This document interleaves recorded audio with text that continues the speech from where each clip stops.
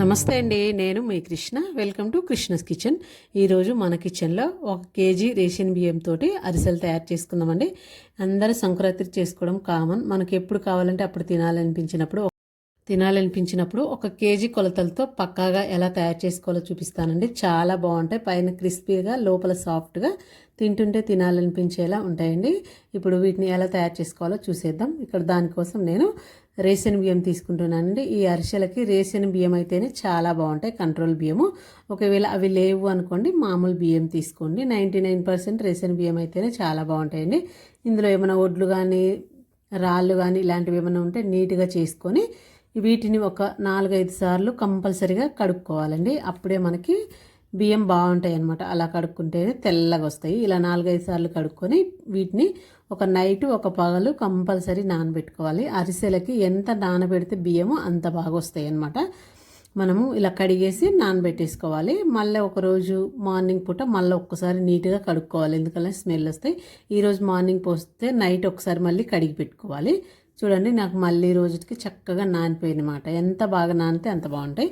మళ్ళీ నానిన తర్వాత కూడా ముందు వడబోసుకునే ముందు మళ్ళీ 1-2 సార్లు నీట్గా కడుక్కొని ఇలా హోల్స్ ఉన్న గిన్నెలలోకి వడబోసుకొని ఒక 5 నిమిషాలు పక్కన పెట్టేసుకొని ఆ తర్వాత ఒక క్లాత్ మీద ఆరబెట్టుకోవాలండి. ఒక 10 నిమిషాల పాటు ఆరబెట్టుకోవాలి. మరి ఎక్కువసేపు ఆరొద్దు. ఆ ఆరడం కూడా మనం చేత్తో ఇలా ముట్టుకున్నామంటే తడి ఉండాలి. పొడి పొడిగా, మరీ ఎక్కువ పొడిగా ఉంటే మనకు అరిసెలు అనేది గట్టిగా అయిపోతాయి. మనం ఇలా చేతికి తడి పెడితే చూడండి, ఇలా తడి అంటుకోవాలి. అప్పుడే పర్ఫెక్ట్గా అండి. ఇంతకంటే ఎక్కువ ఆరకూడదు బియ్యము. అప్పుడు మనకు అరిసెలు గట్టిగా అయిపోతాయి. ఇలా ఉన్నప్పుడు క్యాన్లో పోసుకొని మీరు కిలో అయినా అరకిలో అయినా పిండి గిన్నె దగ్గర పట్టించుకున్న పిండి అయితేనే అరిసెలకు చాలా బాగుంటుందండి. మిక్సీ కంటే పట్టించుకున్న పిండే చాలా బాగుంటుంది. ఇప్పుడు పట్టించుకున్న తర్వాత ఒకసారి జల్లించుకోండి. మనం ఎంత నీట్గా ఉన్నా కూడా ఒక్కోసారి ఏవో ఒకటి ఉంటాయి అన్నమాట. సో అందుకని నీట్గా ఒకసారి జల్లించుకోండి. ఇలా మొత్తం పిండి జల్లించుకొని దీన్ని బాగా ఆదిమేసి పక్కన పెట్టుకోండి. ఎందుకంటే తడి ఆరిపోకుండా ఉండాలి. తడి ఆరిపోతే మనకు అరిసెలు గట్టిగా అయిపోతాయి అన్నమాట, సాఫ్ట్గా అనేది రాదు. అందుకోసం అనేసి ఇలా నొక్కి పక్కన పెట్టేసుకోండి. ఇప్పుడు 1 కేజీకి 800 గ్రాముల బెల్లం తీసుకుంటే పర్ఫెక్ట్గా సరిపోయిద్దండి. అంతకంటే ఎక్కువ వద్దు, తక్కువ వద్దు. కరెక్ట్ 800 గ్రాములు అయితే కరెక్ట్గా సరిపోయిద్ది. తీసుకొని పక్కన పెట్టుకోండి. ఇప్పుడు ఒక మిక్సీ జార్ తీసుకొని ఒక 8 నుంచి 10 వరకు ఇలాచీలు, ఒక చిన్న కప్పు కొబ్బరి, అంటే లేదంటే ఒక గిన్నె, చిన్న కొబ్బరి గిన్నె మిక్సీలో వేసుకొని ఇలా ఫైన్గా మిక్సీ పట్టుకొని పక్కన పెట్టేసుకోండి. ఇప్పుడు స్టవ్ మీద ఒక గిన్నె పెట్టేసుకొని మనం రెడీ చేసుకున్న ఈ బెల్లం పొడి వేసేసుకొని కొంచెం వాటర్ ఎక్కువ పోసుకోండి. వాటరు ఎక్కువ వేసుకోండి. ఎందుకంటే బెల్లంలో ఏవో ఒక నలకలు కానీ రాళ్ళు కానీ ఇలాంటివి ఉంటాయి. కంపల్సరీ వడగట్టుకోవాలి బెల్లాన్ని. మీకు అలాంటివి ఏమీ లేవు అనుకున్నప్పుడు కొంచెం వాటర్ వేసుకోండి, లేదంటే కొంచెం ఎక్కువ వాటర్ వేసుకొని బెల్లం అంతా బాగా కరిగిన తర్వాత ఇలా ఒక జాలి గరిటెతోటి మొత్తం వడగట్టుకోండి. ఇలా వడగట్టుకున్న తర్వాత మళ్ళీ అదే గిన్నెలో నీట్గా వాష్ చేసుకొని అదే గిన్నెలో ఈ బెల్లం పాకం వేసేసుకొని మంచిగా బెల్లం పాకం వచ్చేంత వరకు పెట్టుకోవాలండి. మంట మాత్రం మీడియంగా పెట్టుకోండి, హైలో పెట్టుకోవద్దు, అలానే సిమ్లో కాదు, మీడియంగా పెట్టుకొని మధ్య మధ్యలో ఒకసారి వాటర్లో వేసుకుంటూ పాకంను కంపల్సరీ చెక్ చేసుకుంటూ ఉండాలి.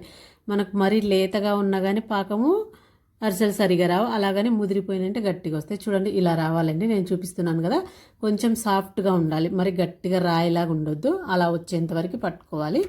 ఇప్పుడు మనం మిక్సీ పట్టి పెట్టుకున్న కొబ్బరి పొడి కూడా వేసేసుకొని ఇందులో ఇప్పుడు పిండి వేసుకోవాలి. మంట స్టవ్ చిన్నగా పెట్టుకొని పిండి వేసుకొని ఇప్పుడు స్టవ్ బంద్ చేసేసుకొని బాగా కలుపుకోండి. ఒకళ్ళు వేస్తూ ఒకళ్ళు కలుపుతూ ఉంటే బాగుంటుందండి.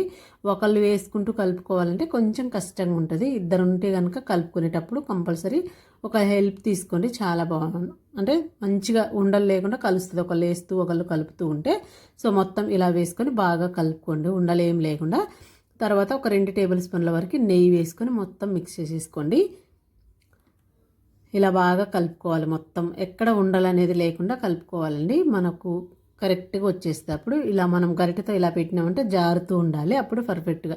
ఇంతకంటే మరి గట్టిగా ఉన్న ఇబ్బంది, లూజ్గా ఉన్న ఇబ్బంది అండి. ఇలా ఉంటే మనకు ఆరేసరికి కరెక్ట్గా వచ్చేస్తుంది. పైన కొంచెం నెయ్యి వేసుకొని దీన్ని పక్కన పెట్టేసుకోండి. నాకు కిలోకి కొంచెం పిండి మిగిలింది చూడండి. ఒకసారి ఎక్కువ పడుతుంది బెల్లంని బట్టి, ఒక్కోసారి తక్కువ పడుతుంది. నాకు అది మిగిలిందండి. నేను ఒక 2-3 అవర్స్ తర్వాత చూపిస్తున్నాను. చూడండి, గట్టిగా అయింది. కరెక్ట్గా ఇలా ఉంటే పానకి సరిపోయింది. ఇంతకంటే గట్టిగా ఉన్నా మరీ లూజ్గా ఉన్నా కానీ మనకు అరిసెలు అనేది సరిగా రావండి. ఇప్పుడు ఒక గిన్నెలో కొన్ని నువ్వులు వేయించుకొని తీసుకొని దాంట్లో 1 టేబుల్ స్పూన్ పాలు వేసుకొని కలిపి పక్కన పెట్టుకోండి. అలా పాలు వేసుకోవడం వల్ల మనకు ఆయిల్లో వేసినప్పుడు నువ్వులు అనేది ఆయిల్లోకి విడిపోకుండా ఉంటాయి. అందుకనేసి పాలు వేసి కలిపి పక్కన పెట్టేసుకొని ఇప్పుడు ఒక కవర్ బటర్ పేపర్ కానీ లేదంటే ఒక కవర్ కానీ లేదా ఆయిల్ కవర్ కానీ తీసుకొని నువ్వులు అద్దుకొని చక్కగా అరిసెలు చేసుకోండి. మరీ లావుగా ఉండొద్దు, మరి సన్నగా ఉండొద్దండి, మీడియంగా ఉండాలి. అప్పుడే మనకు అరిసెలు అనేది సాఫ్ట్గా ఉంటాయి.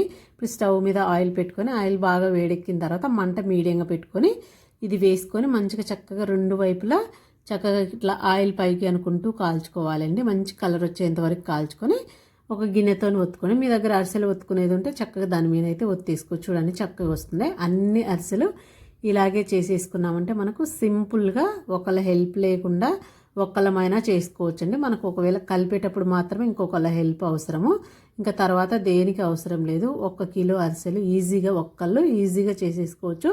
ఎప్పుడు కావాలంటే అప్పుడు తినాలనిపించినప్పుడు చక్కగా బయట నుంచి తెచ్చుకోకుండా ఇంట్లోనే చేసుకొని ఇంటిల్లపాది ఎంజాయ్ చేయొచ్చండి. ఎప్పుడు పండగ కాకుండా అప్పుడప్పుడు ఇలా చేసుకోవడానికి కూడా సింపుల్గా ఉంటుంది. నచ్చినట్టయితే లైక్ చేయండి, షేర్ చేయండి. Thank you.